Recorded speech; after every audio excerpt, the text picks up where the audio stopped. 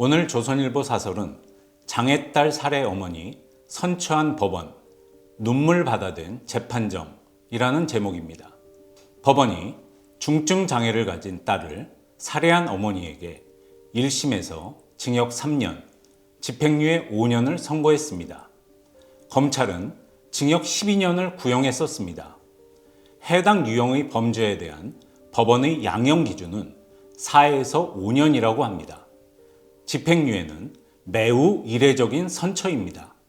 재판장은 장애인에 대한 국가나 사회 지원이 부족한 상태에서 장애인을 돌보는 가족들은 오롯이 자신들의 책임만으로 고통을 겪고 있다며 이번 사건을 피고인 탓으로 돌리기는 어렵다고 했습니다.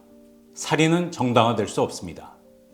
피치 못할 살인이라는 것도 있을 수 없습니다. 하지만 이번 사건의 경위를 보면 재판장의 말대로 모든 책임을 어머니 한 사람에게만 돌릴 수 있을지 의문을 가질 수밖에 없습니다. 숨진 딸은 태어난 직후 의료사고로 거동은 물론 의사표현도 제대로 못하는 뇌병변 1급 장애와 1급 지적장애를 가졌습니다. 어머니는 이런 딸을 38년 동안 홀로 보살폈다고 합니다. 하지만 올 초 딸이 3기 대장암 판정을 받으면서 한계에 도달했습니다. 딸이 암과 항암 치료의 고통을 호소하면서 어머니의 우울증도 함께 악화된 것입니다. 어머니는 지난 5월 딸에게 수면제를 먹인 뒤 질식시켜 살해하고 자신도 극단적인 선택을 시도했으나 가족에게 발견돼 살아남아 기소됐습니다. 그러자 온 가족이 탄원서를 써서 재판부에 선처를 부탁했다고 합니다. 이 호소를 법원이 받아들였습니다. 판결이 나오자 가족들은 서로 껴안고 눈물을 흘렸습니다. 아버지는 아내가 8개월간 잠도 자지 못했다며 가족 모두 제정신에 못 살았다고 말하며 울었습니다. 이 가족과 같은 아픔을 매일 겪는 사람들은 우리 주위 어디에나 있습니다. 중증 장애인을 각 가정이 24시간 떠안는 것을 독박 돌봄이라고 합니다. 부부 중 한 사람은 평생 장애인 자녀를 곁에서 돌봐야 하기 때문에 대부분 가정이 경제적 어려움에 직면합니다. 이번 사건의 피고가 그런 경우였습니다.